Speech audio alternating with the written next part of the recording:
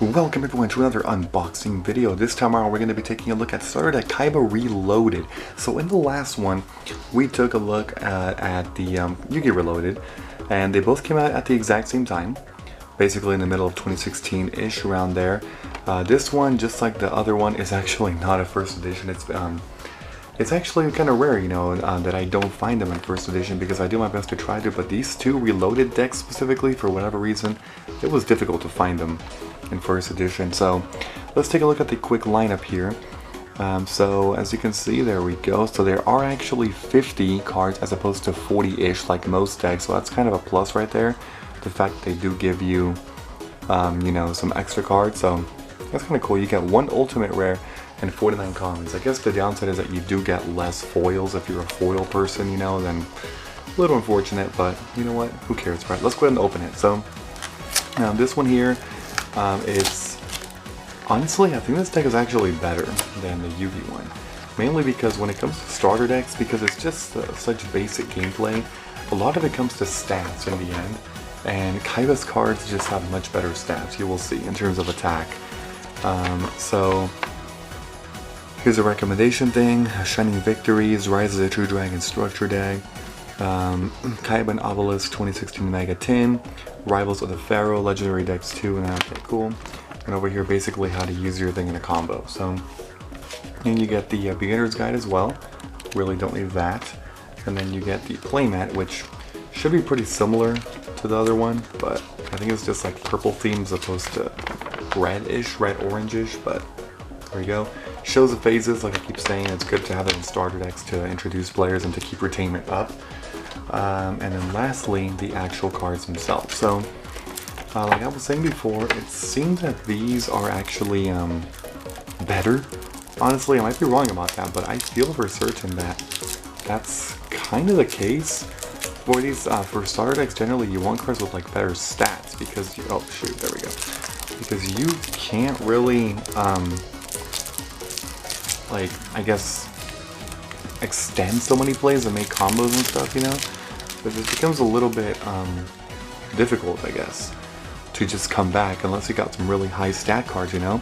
So the first thing, God, there we go, is the ultimate rare Blue Eyes White Dragon. So like I was saying before, it's a little bit difficult to see this like looking good on camera for whatever reason.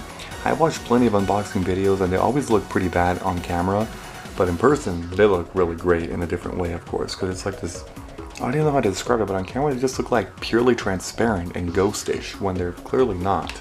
That is not what they're all about. Alright, so now moving on to the commons themselves. So just like the other one, you get an extra copy of the same one, but in just a common form. So that would be another Blue Eyes there. Then we're going to start taking a look at why this one is much better. So you get your Aquamador, Legion, Battlelogs, Opticlops, Dragon Dwelling in a Cave, Luster Dragon, Exit Cannon, Mad Dog of Darkness, Boris Raider, Alexandrite Dragon, and Watchel Dragon. Let's just look here for a sec, you know? So you have one High Defender. Then every other, two High Defenders, my bad. Two 2000 defense cards. Every other card in here has at least 1700 attack. Well, this one's a tribute, but it's basically like equivalent to Summon Skull. One tribute, 2500. Okay, cool. Every other card in here is at least a 1700 attacker, and it's really only one that's a 1700 attacker, the Battlelogs. All the other cards here are 1800 or higher. You have Legion, Opticlops, Exit Cannon, well actually yeah, these three are 1800. Then you get your three 1900s being a Vorce Raider, Mad Dog, and Luster Dragon. And then you get your 2000, they even put a 2000 attacker in here being Alexandrite Dragon. That's beatdown for a starter deck. That really is essentially beatdown, you know? Moving on to some more here. Two-Headed Behemoth is not a bad card, of course, for, you know, starter deck. Yomi Ship also destroys. Deathsphere Limb says target one card in your graveyard, shuffle that card into the deck. I mean, it could be better, but his stats are not awful. It's 1600. Then you get two Kaiser Seahorse, which, let me just tell you, these are also pretty high attacks. You know, that plus Deathsphere Limb and Two-Headed Behemoth, not bad at all, actually. Then you got Chaos Necromancer. This one can kind of vary. It gets 300 attack for each monster in the graveyard, times 300, yeah, so, okay. Blade Knight, another pretty solid attacker. What's also included in this deck is the Horus cards, but only the first two. You get Horus the Black Flame Dragon level 6, and Horus the Black Flame, sorry, oh my god, level 4 and level 6. So you don't get level 8. I mean, I guess that's, they could have included it, but I guess they don't want it for a starter deck. Then Cybernetic Cyclopean, not that great of a card. Puppet Plant. Was missed a, you can discard this card to the graveyard and target one warrior spellcaster. Oh yeah, so it works against warriors and spellcasters as a counter, so it could have worked pretty well. You get Death's Mosquito. When this card is normal special summon, place 2 counters on it, so it starts with 1500. This card will be destroyed, remove one of those counters instead. So it does have some protection for sure in some great ways. Alright, so that's cool.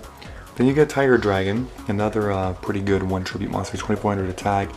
When it's tribute summoned, you can target up to 2 face down spell and trap cards and destroy them. Weaker version of Mobius, but I mean, it's there regardless, so that's pretty cool.